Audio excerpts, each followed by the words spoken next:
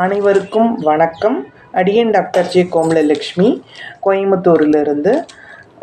Parliament மதிப்பீட்டு குழு அறிக்கையில் நவோதயா பள்ளிகள் அமைக்காததால் தமிழகத்திற்கு பாதிப்பு.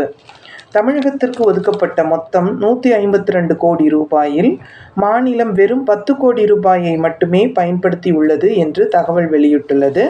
அந்த வகையில் நவோதயா பள்ளிகள் பற்றி நாம் இன்றைக்கி சிந்திக்க இருக்கிறோம்.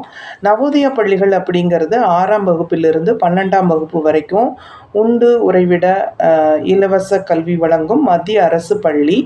இந்த பள்ளியில் மாணவர் சேர்க்கை 6ஆம் வகுப்பில் நுழைவுத் தேர்வின் அடிப்படையில் தான் மாணவர்கள் சேர்க்கை நடைபெறுகிறது.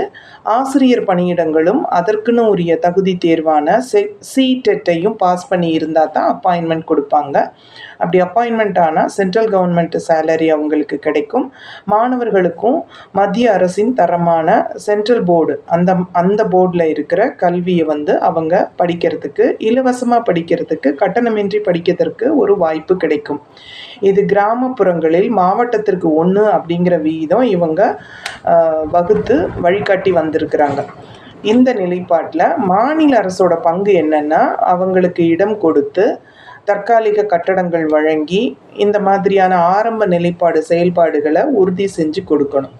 இன்றைக்கு நிலையில் நம்ம தமிழகத்தில் இந்த செய்தியோட பாதிப்பு தான் 10 கோடி மட்டும்தான் நம்ம பயன்படுத்தியிருக்கோம். ஏன் அப்படின்னா, இந்த தமிழக ஆசிரியர்கள் CTET அப்படிங்கிற ஒரு எக்ஸாமை அப்பியர் ஆகி தகுதி தேர்வு பாஸ் பண்ணாதான் வேலை கிடைக்கும். அப்போது தமிழகத்தில் உள்ள கல்வி தகுதியை பாஸ் பண்ண ஆசிரியர்களுக்கு இந்த பள்ளிகளில் வேலை கிடைப்பதற்கு என்ன செய்யலாம், என்ன ரிலாக்ஸேஷன் பண்ணலாம், இல்லை என்ன அப்படிங்கிறத ஆலோசித்து அதுக்கு ஒரு வழிகாட்டலும். அப்புறம் மாணவர் சேர்க்கையில் நுழைவுத் தேர்வுங்கிறது ரொம்ப சுமை தான். நம்மளுடைய மாநில திட்டத்தில் 8ஆம் வகுப்பு வரைக்கும் இலவச பாஸ் வச்சுருக்கிறோம்.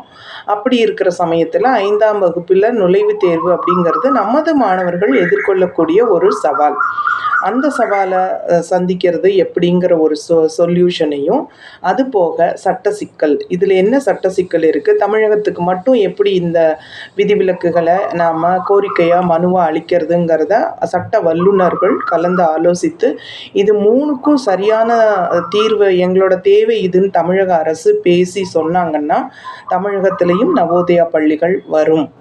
அப்படி வரும் பட்சத்தில் இன்றைய நிலைப்பாட்டை தாண்டி நிறைய அறிவார்ந்த மாணவ சமுதாயமும் ஒரு மேம்பட்ட ஆசிரியர்கள் உடைய வாழ்க்கை தரமும் அந்த வேலையில்லா திண்டாட்டமும் குறைவதற்கு 100% வாய்ப்பு உள்ளது. இதனை நமது மாநில அரசு கருத்தில் கொண்டு கவனத்தில் கொண்டு பேசி தீர்ப்பதற்கு ஒரு முயற்சி எடுக்கும்படி தாழ்மையுடன் விண்ணப்பிக்கிறேன். நன்றி, வணக்கம்.